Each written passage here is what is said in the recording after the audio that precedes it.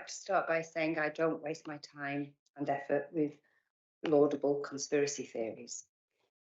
I intend to address the public, including council members, in relation to grave concerns many men and women of this town actually do have in relation to precautionary principles relative to the installation and operation of both 5 and 6G technological installations across Morecambe, Lancaster and the surrounding areas.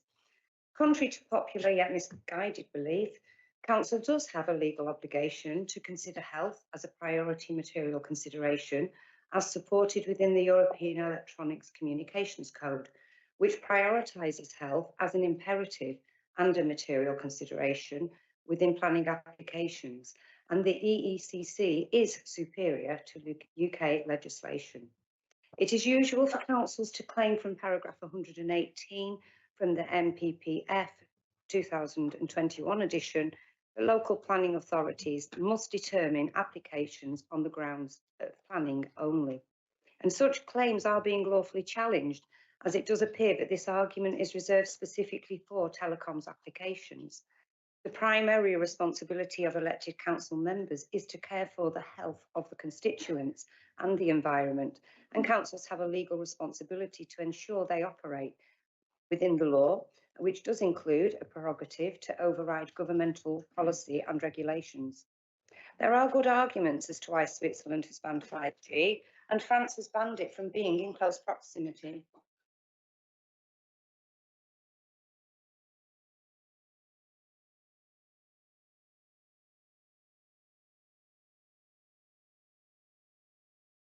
There are good arguments as to why Switzerland has banned 5G and France has banned it from being in close proximity to primary schools, whereas the UK is unique as it allows a certificate of compliance to be provided by the applicant, which is in actuality dangerous blind faith in a provider's ability to mark their own homework. A plethora of international research is now available, which challenges the safety claims regarding 5G technology. And please remember, all operating telecom masts must comply to the ICN RIP guidelines, which are just that, guidelines, not legislation. Reliability of anything depends upon the source, and in this case, the source is the applicant itself.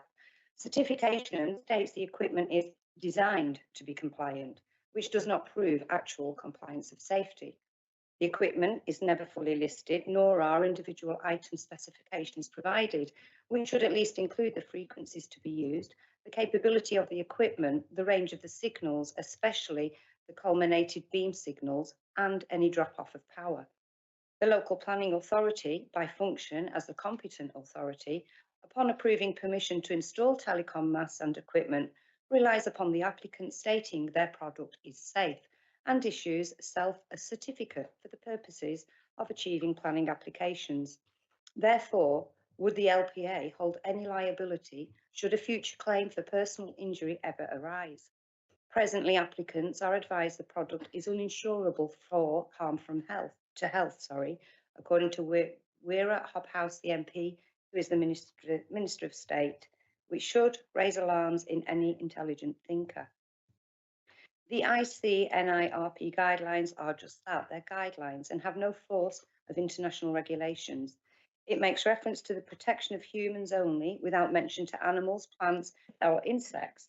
The documentation clearly recognises these limitations in their knowledge, as it relies upon reviews from literature to gain data and information, without scrutiny and analysis from the reviews given. There is no direct claim that the levels in the guidelines are themselves actually safe, as it makes reference to recognising there are substantiated adverse health effects of RFR and EMF in the non-ionising ranges. 1 minute left. Okay. Research suggests serious errors, irregularities, or even potential fraudulent material contained within some UK telecom planning applications.